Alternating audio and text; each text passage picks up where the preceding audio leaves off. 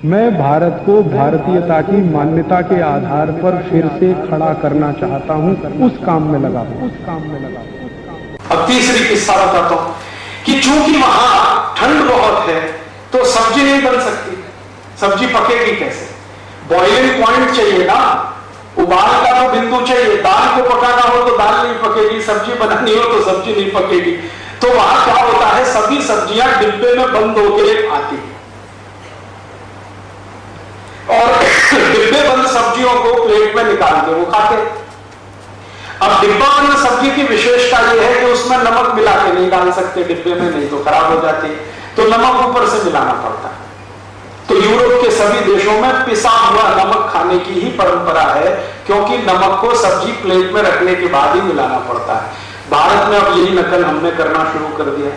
पिसा हुआ नमक हम सबके घर में आ गया, जो आज से 50 साल पहले किसी घर में नहीं होता था।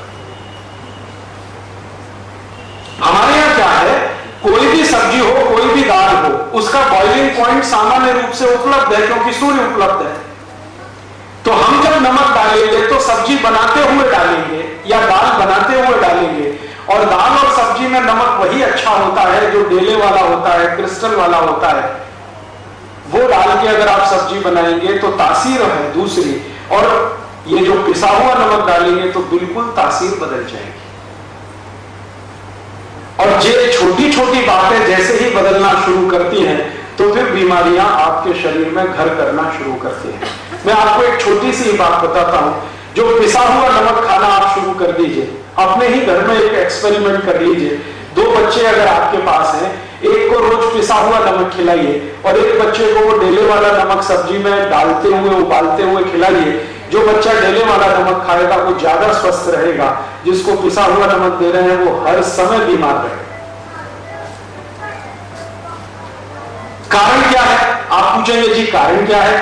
सब्जी को उबालते समय, दाल को उबालते समय जो नमक आपने डाला है, तो नमक भी उबल रहा है सब्जी के साथ, दाल के साथ। तो उसकी जो इंप्योरिटीज हैं, जो उसमें से शुद्धता नहीं है, अशुद्धता है, वो गर्म पानी के साथ कम होती जा रही है। और यहां पिसा हुआ नमक डाल दिया है तो सारी अशुद्धता के साथ गया है और आपको कुछ ना कुछ तकलीफ देने वाला है। और ये तकलीफ जानते हैं क्या आती है? आजकल ज्यादातर माताओं बहनों से मैं एक ही शिकायत सुनता हूं, ओ राजीव भाई हमको थायराइड की समस्या हो गई। ये थायराइड उन सभी को होने वाला है जो पिसा हुआ नमक खाएंगे। और थायराइड के दोनों ही हिस्से हैं, हाइपरथायराइडिज्म, हाइपोथायराइडिज्म, दोनों में हम फंसे हैं और हमारी करोड़ों माताओं बहनें फंसी हैं। उसका एक छोटा सा कारण है पिसा हुआ नमक।